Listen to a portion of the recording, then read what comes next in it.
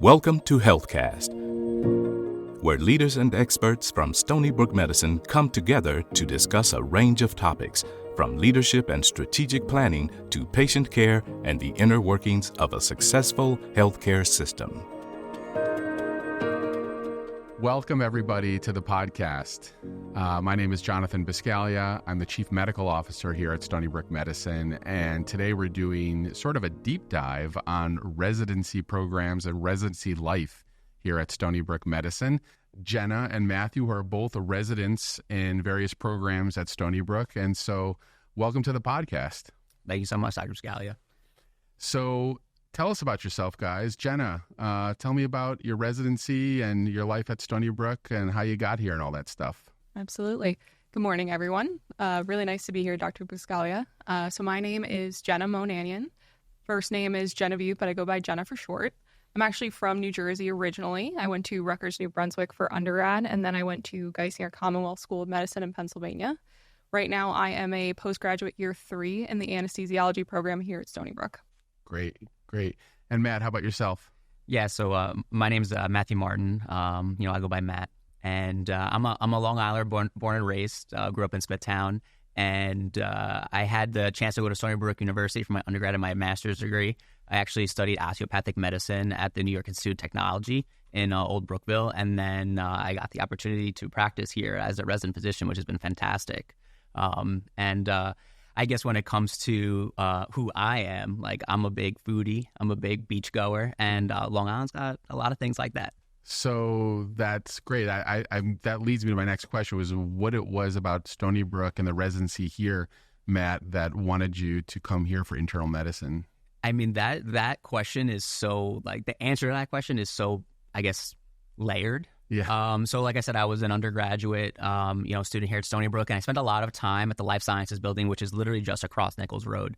So I spent a lot of time looking over the tree line and seeing the hospital just towering over there. So it always kind of like lingered in the back of my mind. And then when it came to medical school, I was, my institution had this clinical rotation where basically it was like you were the new guy at a new hospital every 4 weeks. I didn't really have like a home base. So I had the opportunity to rotate a lot of different hospitals and be part of a lot of different health systems. And I actually had some friends who were residents here at the time when I was applying. And when I kind of reached out to them to get their idea of like what Stony Brook had to offer, it kind of like set the deal. It was really just, the amount of support that kind of exists here for residents and even faculty as well as just like the services we have available. There's a lot of other programs and other hospitals that I rotated as a medical student where we were involved in the care of a patient and we kind of ran out of things we could offer for them and they had to leave to go to other institutions. That doesn't happen here. We take patients in from all over the island, which is something that's like really unique to our training. You get to see a lot. So when I kind of like heard those things kind of come out, I mean, it was a set deal. And then match day came around and like I was euphoric. It was pretty awesome. So safe to say that our internal medicine program was your top. It was number one. List. Yeah, number one on the list. Yeah, it is nice that we're a tertiary referral center and can take care of the most complex of patients, and that's absolutely right. I think it's a great place to train because of that. What about you, Jenna? Why did you choose Stony Brook as your place for anesthesia residency? Kind of like Matt said before, Long Island has a lot of different things to offer. Being from New Jersey, I'm actually from the Jersey Shore, so beach is very much something that is close to my heart. This area around Stony Brook reminds me a lot of where I grew up, so I was really happy to be able to come here for my residency program. Looking into leading up to match day, things that I considered about Stony Brook as well as other programs was looking for somewhere, kind of like Matt was saying, that had a lot to offer. Stony Brook has a very wide case variety in terms of what's available for anesthesiology residents. We're a level 1 trauma center. There's a lot of diversity in the types of patients we see as well as the types of cases, both elective and emergent. Other things that really sold me on Stony Brook being the place for me, number one, definitely the support that's available for residents here. The anesthesiology program at Stony Brook is something that feels very much like a family to me, not a job. Everyone is very supportive, very invested in each other's personal lives, and very much hoping to see each person progress in their own ways. Yeah, that's great. I think it's so important that when you choose a residency program to,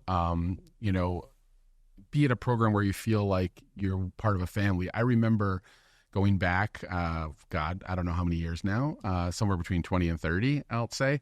And I was choosing an internal medicine residency program also. And I was looking at some of the various programs around the New York area. And I ended up doing my residency at Montefiore at the time. And I loved the family feel, even though there was part about Montefiore that scared me a little bit because I was not familiar with the Bronx. It was a very large program, but that family feel. So it's great to know that we have that at our residency programs at Stony Brook. Yeah, and just to kind of piggyback off what Jenna was saying about how the anesthesia department's like a big family, like I'm not going to lie, I have a little FOMO because we have the opportunity as internal medicine residents, in our intern year, a lot of them do a prelim year of medicine. Yeah. And I've worked with a lot of her colleagues. Unfortunately, I never had the chance to work with Jenna. Yeah.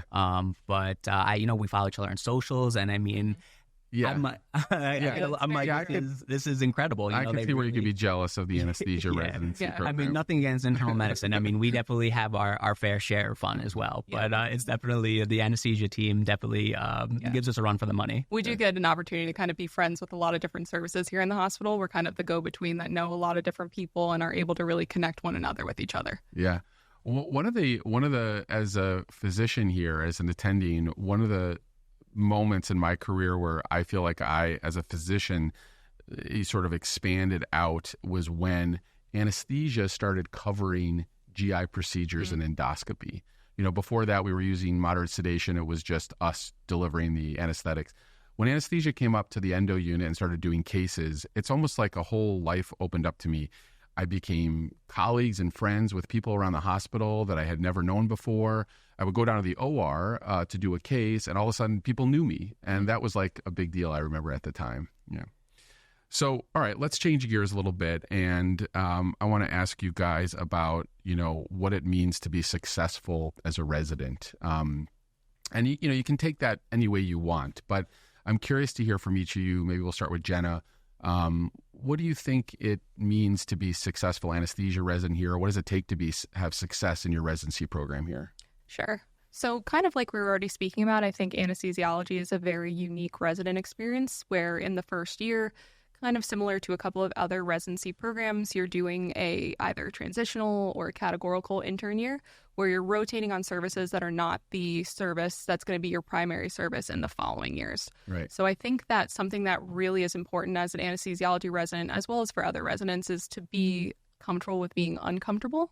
When you're starting residency, there's going to be a lot of different and new experiences that you're coming in contact with. And really the biggest thing, in my opinion, is being open to being a little bit uncomfortable, asking questions, and also understanding the fact that you're going to get things wrong a lot, but that you have people around you that are willing to help and guide you in the right direction. Yeah. Would you say comfortable with being uncomfortable? I think that I've actually not heard that before, but that makes a lot of sense. So that's great advice. What about you, Matt? Yeah, well, I mean, becoming a successful resident, I mean, it really starts from day one, showing up and just trying hard, having the intentions that every day you're going to just try your hardest, at least as an intern, is the most that you really can do.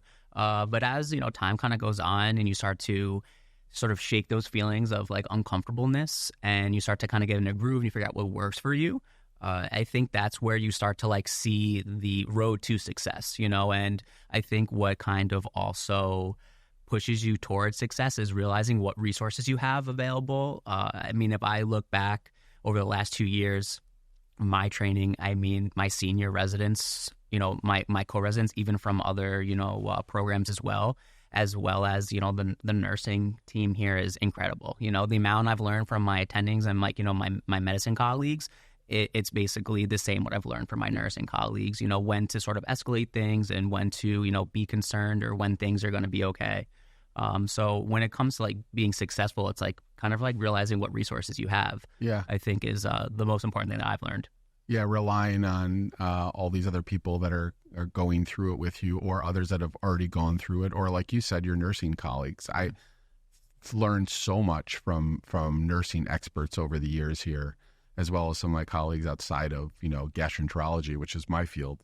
What about, sort of specific to your own field? So, there may be people who are considering anesthesia or internal medicine, and Matt has, told me a little bit about what he's planning on doing after residency, and Jenna has as well. Like, what do you guys think? Is there anything specific to anesthesia or internal medicine or hospital medicine that you think is critical for residents to know if that's to be successful? Absolutely. I think specifically for anesthesia residency, a really important thing to think about and consider is being a good communicator. With anesthesiology, we are typically never the primary service for a patient. So early on in your residency, you should really start thinking about being a good consultant physician, which is someone that has to be very open in communicating what their recommendations are for a patient's care and having a good line of communication and relationship with the other people that are on a patient's team. When we're in the operating room, it's not just us taking care of the patient on one side of the drape and the surgeon on the other, circulator over in the corner. It's all of us working together and speaking to one another about what we think the patient's going to need. Yeah. So I really think specific for anesthesia would be being someone that's a good communicator and really able to kind of see what not only the patient needs, but what everyone else on the team needs as well. Yeah, that's great advice. And some people innately are good communicators, and other people, it takes a while to learn a skill that we don't really teach in medical school. Right. Is definitely not taught. And it sort of mirrors that in internal medicine as well, right? Because we are the primary service almost all of the time, unless we're consultants, helping out with surgical service. And communication is key, especially with, in medicine on the floors, especially hospital medicine. You have a lot of people who are involved in the patient's care, and whether that's social work, case management, the nurses, consultants. And, I appreciate what you're saying about, communicating as a consultant, because there are times, unfortunately, where I have to sort of find my consultants and say, hey, what are your thoughts here? And I think that also comes from our end too. Are we looking for that line of communication? Because you're right, it's not taught, and a lot of times when it comes to residency, with some of my colleagues, it's their first job. This is their first job, and that's a big responsibility. I had the opportunity to work, when I was in college, et cetera. So, communicating or, trying to get in touch with people who you need to help you get the job done, it was sort of second nature to me.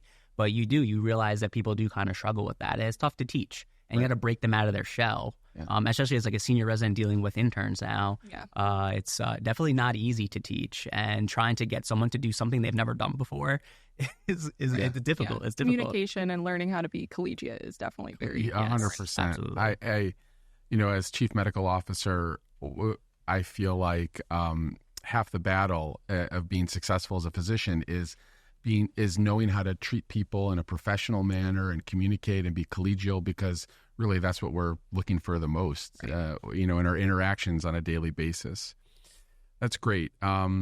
Okay, so residency life is traditionally felt to be difficult and long hours, and takes a toll on your personal relationships at times, and not to mention, some of the difficult interactions we have with patients and how difficult it can be to lose a patient or to be involved in an adverse event or what have you. So how have you guys each balanced or sort of been successful at balancing work life and life outside of Stony Brook as a resident? And can you give us some hints or some anecdotes that you've used?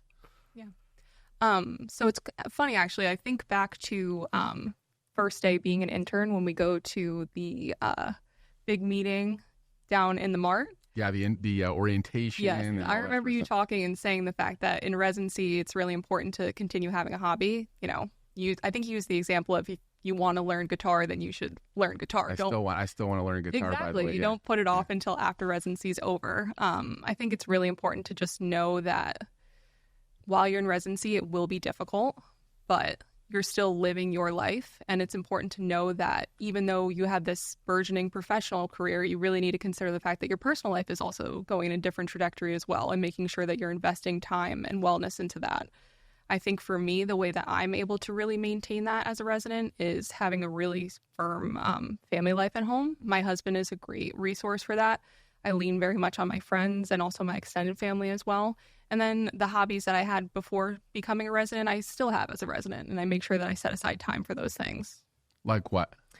So for me, I love doing yoga, weight training, skateboarding, going to the beach, like Matt said before. Yeah. It's big for me as well. Also a big foodie. Favorite restaurant? Favorite restaurant, I definitely would have to go with one that's in Port Jefferson Village, which is my favorite place because I live there. So favorite restaurant in Port Jeff Village would be Rubo. Ooh, I love Ruvo. Mhm. Yeah, that's Yeah, classic. my husband and I love it there. You know what's underrated about Ruvo? Just sitting at the bar and having a burger. Yes. It's forgotten. Yes, their Yeah, live it's music's forgotten. right there too. And they do have good live music. Geez, for me, I would say locally, I really appreciate Trattoria in St. James on 25A. You can bring your own wine. It's a sort of small atmosphere, so I'm a fan of that. I don't know if I can give just one. I can't just give just one. All right, I'm gonna give two. One's gonna be for takeout. I'm a big pizza guy, and when it comes to pizza, I don't take. It's got to be good. And so I'm on the South Shore. I live close to Sayville, so I go to Umberto's New Hyde Park in Sayville. Wow, Unreal! Yeah. Like get the grandma pie, get it with vodka sauce, get the buffalo chicken. Forget about it. It's gonna be good. Obviously. And then when it comes to sitting down, this is tough. And it's going to be a new restaurant. It's actually here in Setauket. It's called Eek Shell. It's like a small... Oh, that's fantastic. Great. Yeah. It's Great been food. open for like 3 months. I think Yeah. I've been there 4 times. Fantastic. Yeah. No, it's fantastic. It's really, really good. I definitely recommend it to anyone who has not been. If you have been, go back. Yeah, don't go in there thinking you're going to get tacos. No. You're going to get Relanos you're going to get some Get real dessert. authentic. Yes, get desserts dessert. at the bar with the swings. Yeah. It's like So a whole good. nother world in there. You didn't know you're across from like... We may have to do a podcast just on. We could break it down by Food Suffolk, here on the North Shore. So we could really break it down. So It's good. Yeah, Yeah. that's great. What about you, Matt? How have you balanced work, life, and outside of Stony Brook life? Yeah, so at first it was definitely difficult. You know, an intern year, I mean, it really is no joke. You are basically in the hospital 6 days a week. And it's long. You know, the days are long. You're on the floors. You're in the ICU. It can be draining. And I kind of thought back. There was always this silly saying when we got into college, right? It's like, welcome to college. You can have enough sleep, good grades, and a good social life. Pick two. So you have to be realistic going into it, right? Because you know how much work it's going to be, right? Like we didn't sign up for this for it to be easy. Like that's not why we do this. But being realistic, I think, is the first step. And then picking what's important to you, right? Kind of like what Jenna was saying, like, family is important, right? So taking time to make sure on that 1 day a week, plan something. Like, don't just go to sleep that night and then wake up next day like, what am I do today? Like, plan something, look forward to something during That's those good days. advice. Because it helps the days not go by, but it helps the days sort of make sense, right? It's like Things to look forward to. exactly things to look forward to. And I mean, Long Island, the restaurant scene is ridiculous. And if I could eat out every day of my life, I would do it. But I'm a doctor, you can't do that. And then also too, it's just like Long Island has two coasts. We have the North Shore, which is you got all the small like port towns. On the South Shore, you have all the beach towns, and you have a fantastic national seashore, which is Fire Island, which is something that I tried. I think I hit my mark. I wanted to go 10 times this summer, and I did it. Good for you. Yeah, you got to set goals. Yeah. That's I've what also it is. been to the beach like probably 30 times this summer. Yeah. You got me Yeah. beat. You got me. Yeah. beat. Yeah, No, that's because I live great. in Port Jefferson, so we just go up to the North Shore beaches. Okay. Yeah. But I think, like you were saying before, it's also understanding that it's an ebb and a flow. Some weeks, maybe that day off that week, you're like, I'm going to sleep today. It's just knowing that there's different things you need as a person, just like all of our patients need different things. We just have to think of ourselves, too, as dynamic individuals. Sometimes you want to really plan something great and go out for that day off. Sometimes you just want to have a nice day in. And I think realizing that it's okay to give yourself that is part of the battle. Absolutely. Good. Okay, I think we have time for one more question, and I want to ask you guys about mentorship during residency. Were you able to find a mentor? And if you did, how did you do it? And I think back on my residency, quite honestly, I don't think I had a mentor. I think I had some role models, and I saw myself, being like those people, but I didn't really have a mentor.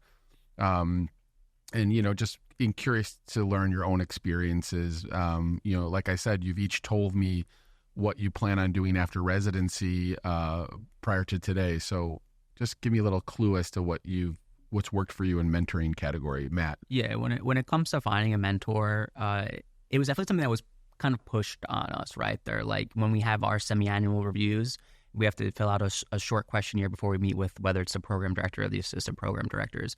And mentorship comes up a lot. So we were sort of like pushed to start to look for whether it was one individual or multiple people that you can find a mentor.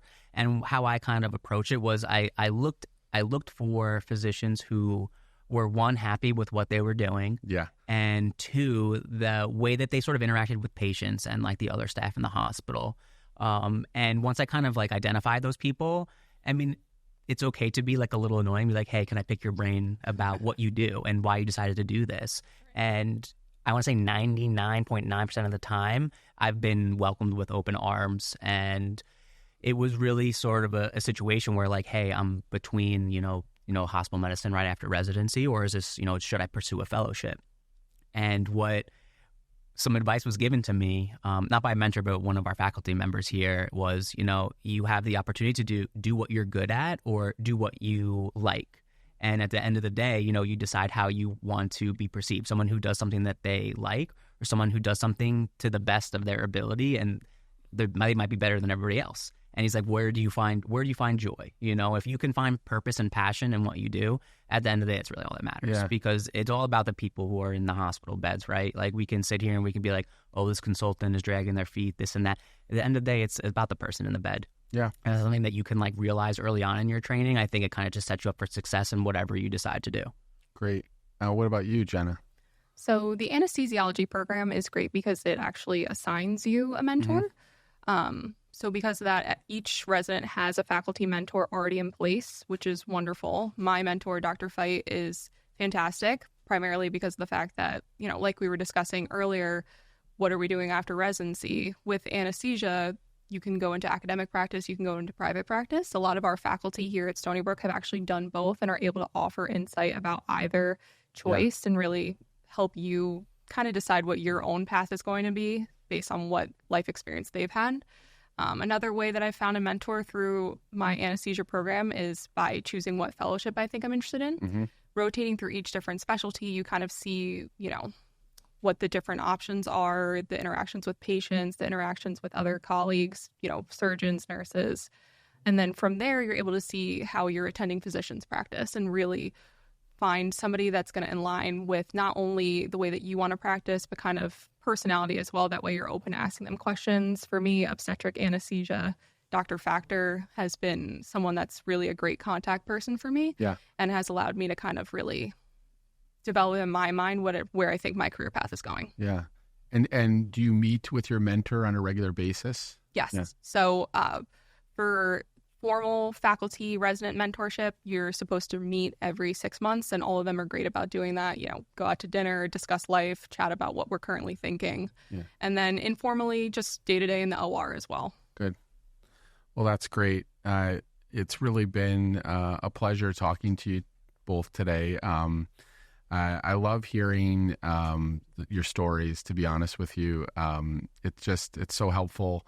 It's helpful in my current job, in my current role, but it's also just fun to hear, what current Stony Brook residents are doing and what their training is like and their experience like. So thank you guys both for coming on the podcast. Yeah, thanks for having us. This was fun. Absolutely. It was wonderful being here. Great. Thank you guys once again for joining me. Thank you, listeners. Once again, I'm your host, Jonathan Buscaglia. We look forward to having you join us in future podcasts. We're going to bring great content down the road on our channel, so please be sure to tune in. Thank you. Stony Brook Medicine is Long Island's premier academic medical center. We transform lives through scientific discovery, education, and care, and we bring together innovative research, advanced education, and extraordinary healthcare expertise to set the standard for how healthy communities thrive. For more information, visit stonybrookmedicine.edu or follow us on social media, Stony Brook Medicine on Instagram, Threads, Facebook, YouTube, and LinkedIn, and Stony Brook Med on X.